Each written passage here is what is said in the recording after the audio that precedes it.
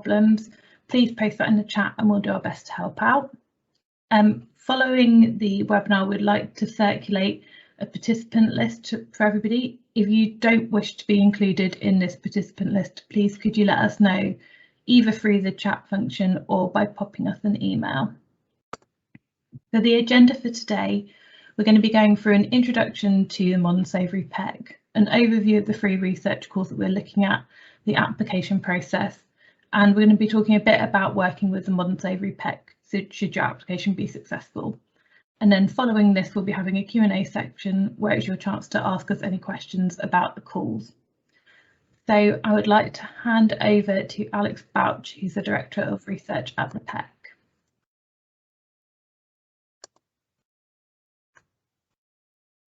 Thanks very much, Izzy.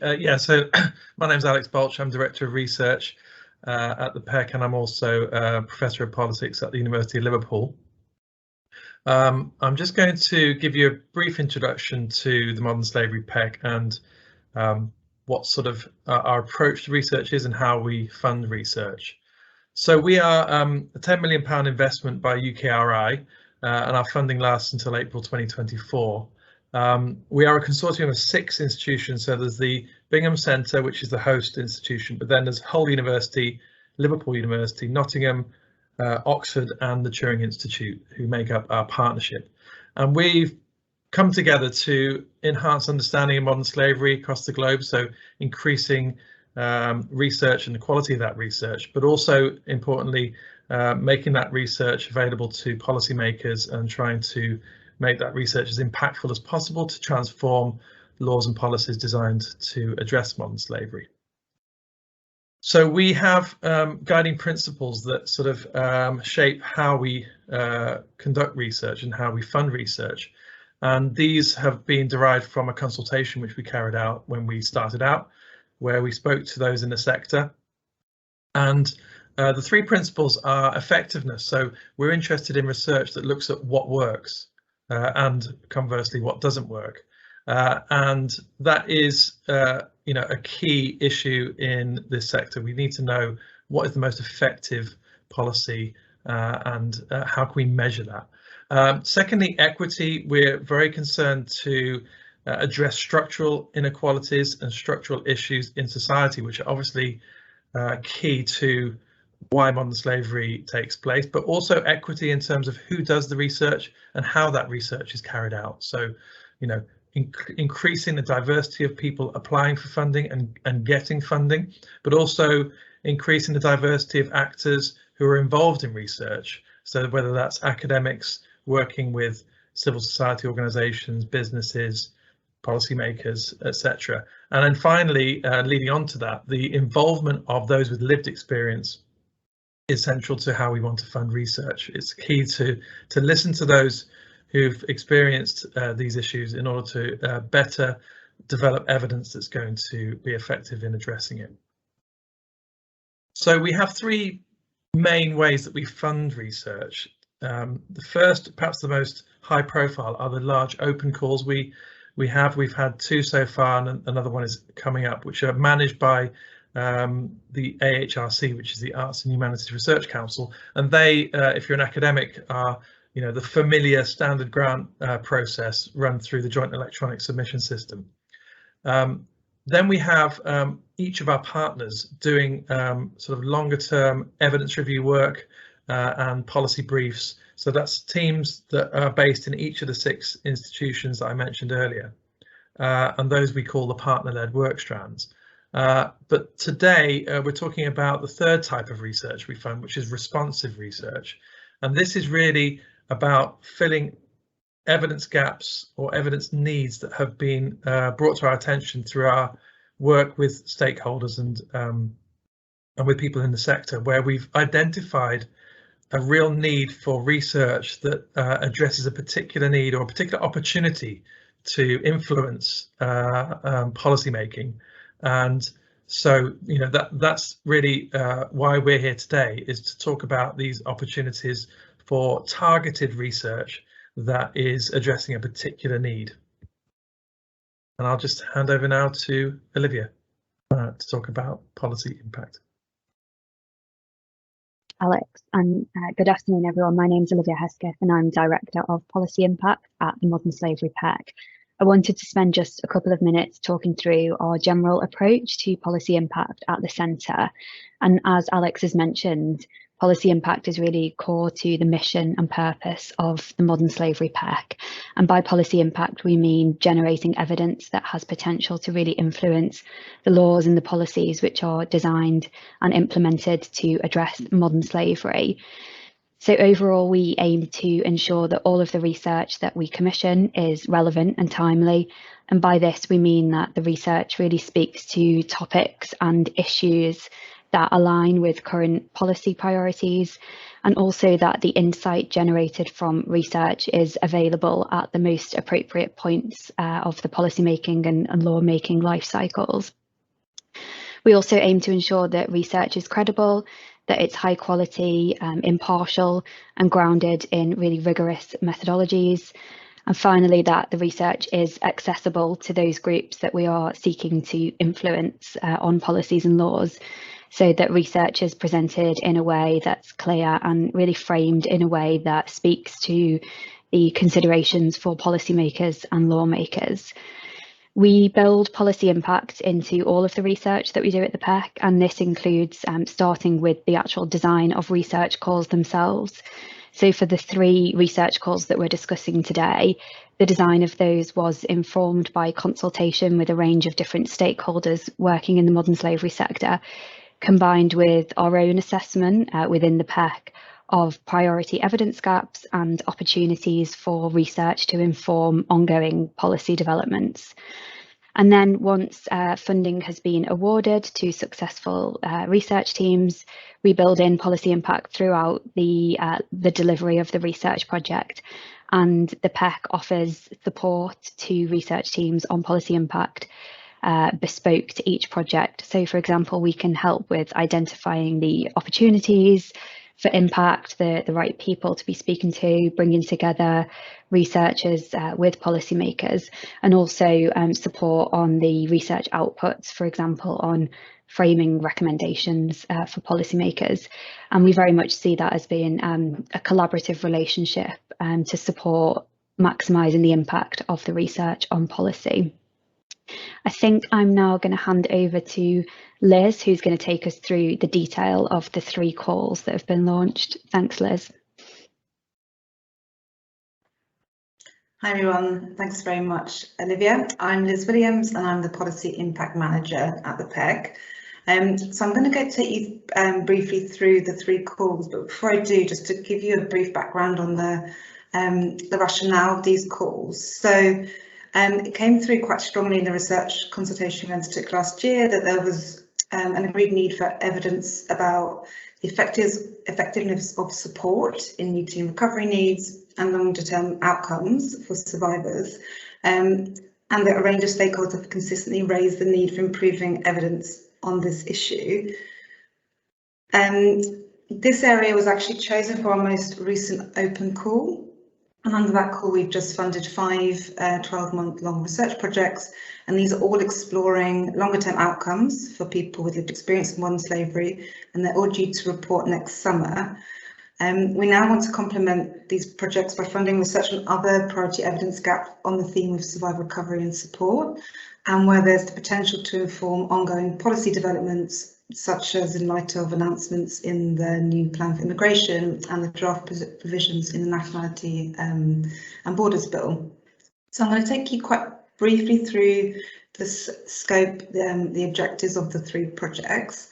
The first one, so the rationale for this is there is existing research out there on access to the immigration legal aid market, and PEC ourselves have funded research that looks at this through the lens of legal representatives and support organisations in England and Wales.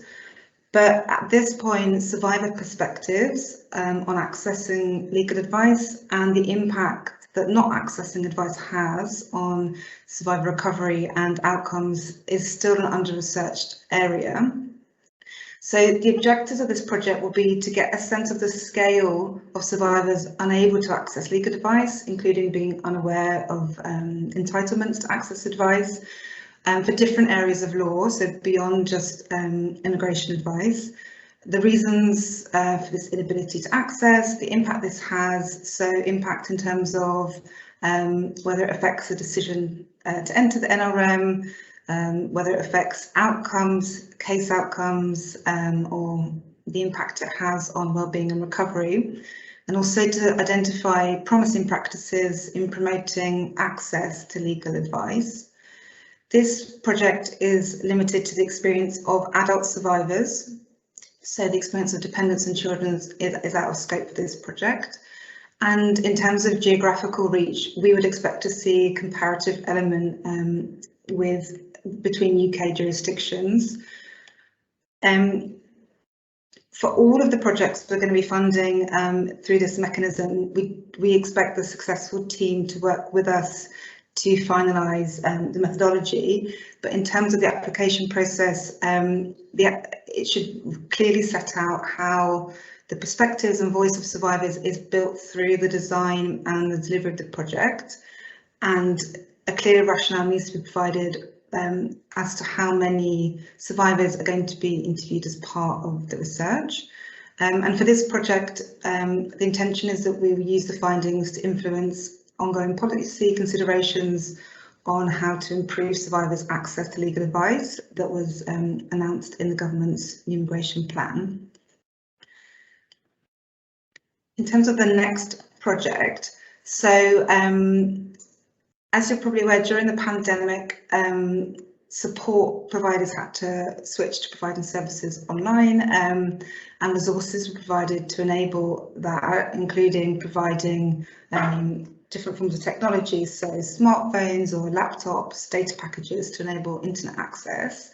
There has been some initial research that has illustrated kind of positive response to receiving phones and accessing support services online, but there's limited research on potential safeguarding risks and the longer term implications for what this might mean for delivering support in the longer term, especially as we go back to face-to-face support delivery.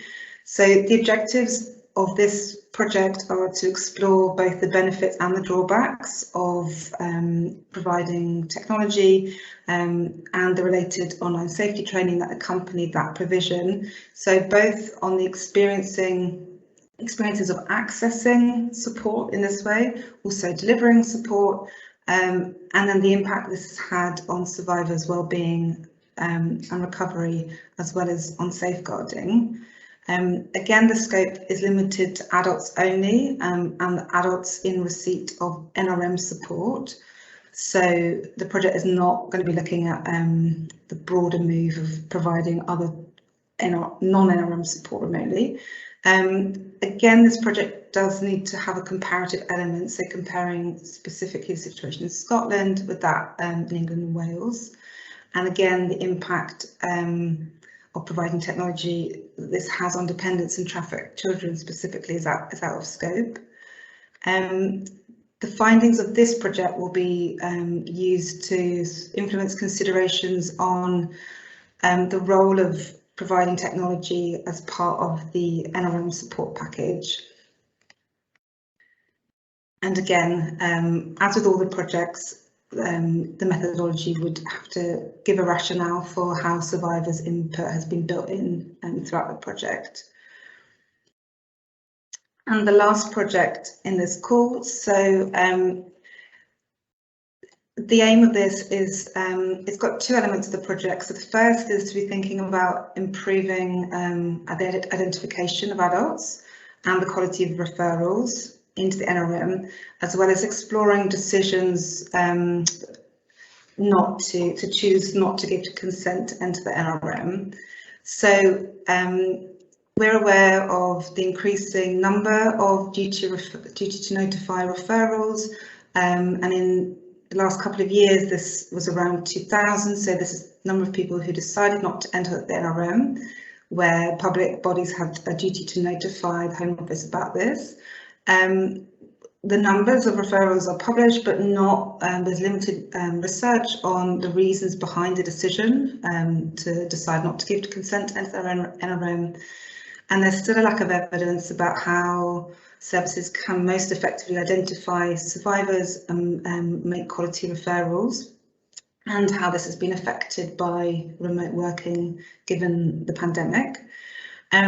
So the objectives are to explore adult survivors' decisions not to enter the NRM, explore changes and reasons for the changes of the number of duty to notify referrals increasing, as well as to assess the types of training given to first responders, also an assessment of evaluations of that training, and to develop a methodology to be able to generate some evidence on the potential impact that training has on identifying survivors and improving quality of referrals. This project is limited to adults. It's a UK-wide project. And just to say that exploring the journeys and outcomes of people who decide not to enter the NRM is out of scope of this project. And we will use the findings of this project to be influencing considerations about how to improve identification and support. So as currently underway through the NRM transformation programme, but also in light of the announcement in the new immigration plan around improving training for first responders. And as Leslie said, more than happy to take questions about the projects at the end.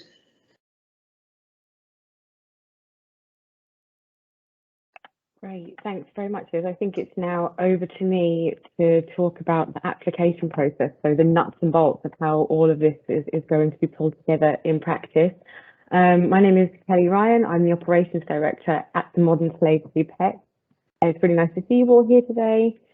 To kick off on this section on the application process, I'm just going to briefly run through the timelines for each of the calls. And here on this slide, you can see a few key dates. The most immediate and important date to remember is the 5th of November, which is when all of the calls for applications will close. And do note that the form for submitting applications will close at 4 p.m. on the 5th of November, and it won't be possible to submit your application to us after this time. So please do ensure that you and any relevant research admin colleagues are aware of this deadline, and that you leave enough time for it to go through any approval processes that they might have at the lead institution. After the closing date, the applications will be reviewed by an expert assessment panel, and we expect to be able to communicate those decisions to all of the teams during the week commencing 6th of December.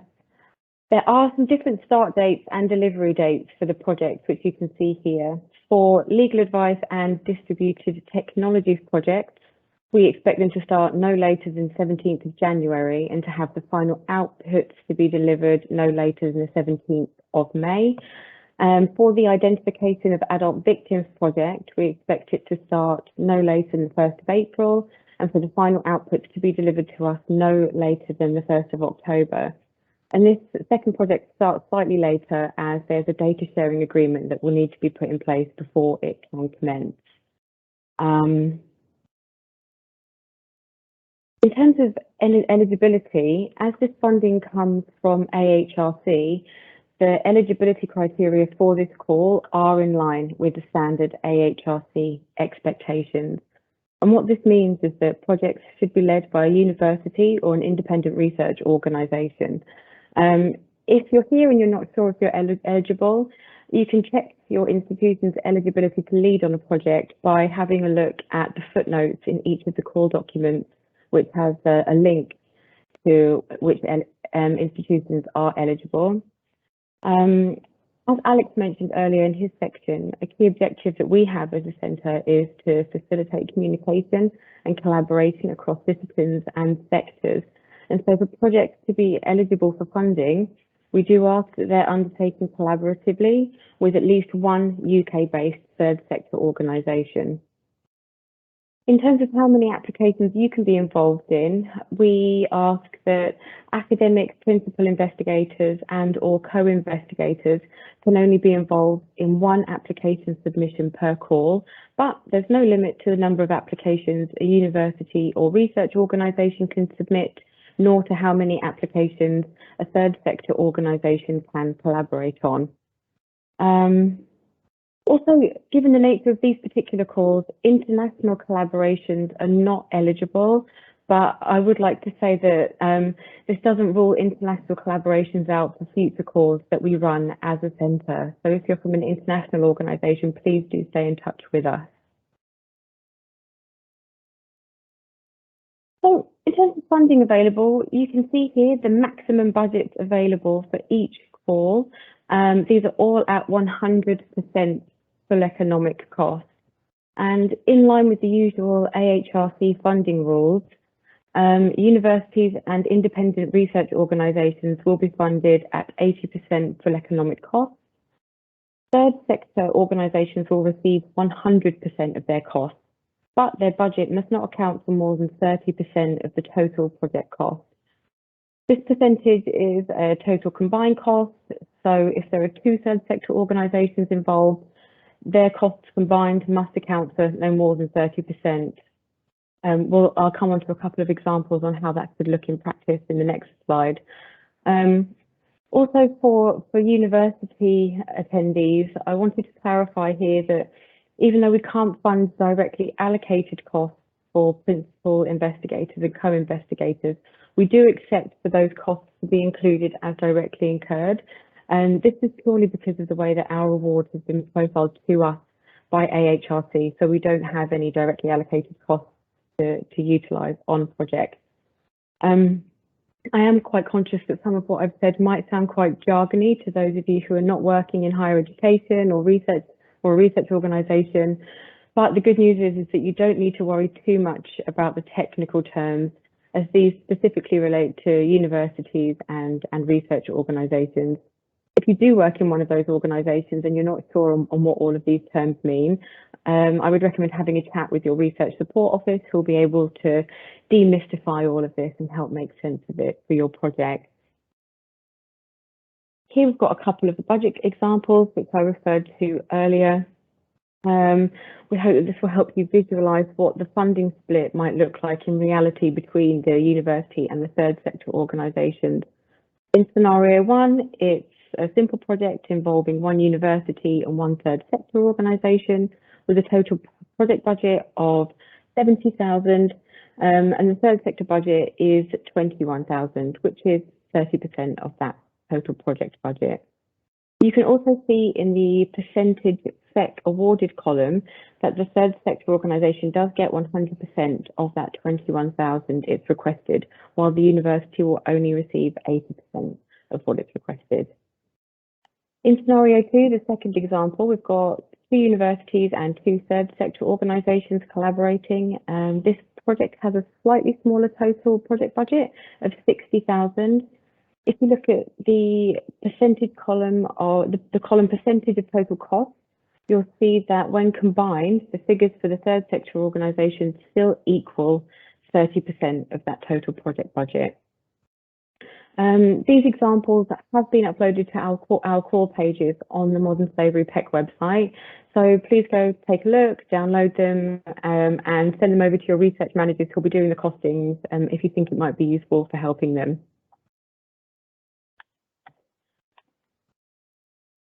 So I wanted to talk through the assessment process once your applications have been submitted. On the application process section of the call documents, you'll find a list of all of the information required to submit an application. The first part of the assessment process will be an internal check to ensure that applicants and costs are eligible and that all required documentation is submitted. The Modern Slavery PEC is committed to running a fair and transparent assessment for all of its calls.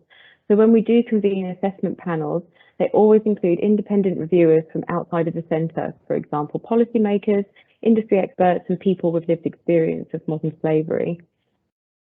Prior to the assessment panel, each member of that panel will use the AHRC grading system to evaluate the key sections of the submitted proposals. Applications must score an average of 4 out of 6 or higher from the majority of panel members in order for it to be assessed at the panel meeting.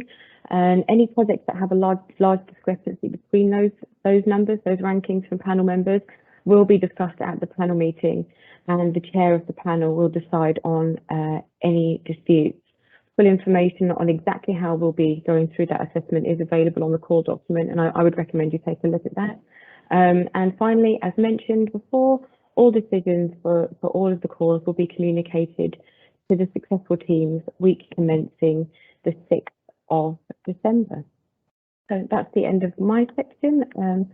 As with everybody else, happy to take questions during the Q&A. And now I believe I am going to hand over to Jakub. That's right. Hi, my name is Jakub Sobik. I'm a communications director at the Modern Slavery PEC, and I'm going to touch on how the work of the research team is going to look like in practice from the point of view of working with the Modern Slavery PEC. So I think there are kind of three major things that I wanted to touch on. The first one is collaboration, and it's very important for the PEC. We take collaboration very seriously, and we see our relationship with project teams as one of collaboration, all with the thought in mind to maximize the policy impact of the projects. So we aiming to build a strong partnerships and one that supports independent research and respects academic integrity. But again, we are aiming to work quite closely with all research teams throughout the project. The second point I wanted to touch on is regular engagement, because we will be organizing regular meetings with project teams to be in touch quite regularly with research teams, from the kind of initial meeting when we agree the best ways of working together, agree some timelines, and just discuss general design of the project and how we're going to develop the outputs kind of together. They're going to be quite informal, so don't worry about it being too serious, too much. We see normally we organize touching meetings around about each 6 weeks, but that's to be discussed at the initial meeting.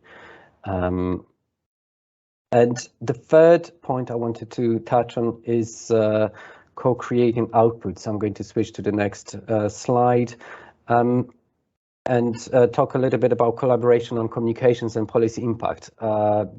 We'll develop tailored communications and policy impact plans from the start, probably after the first meeting, and we work on communications throughout the project, so from announcing the project and on a website to publication of the outputs, but with lots in between and potentially after the project, all in with a policy impact in mind.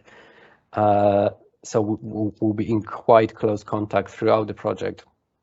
We'll send the teams communications guidance, kind of detailing how to communicate the project and its relationship with the Modern Slavery PEC. So how to talk about Modern Slavery PEC, how to use our logo, and all those kind of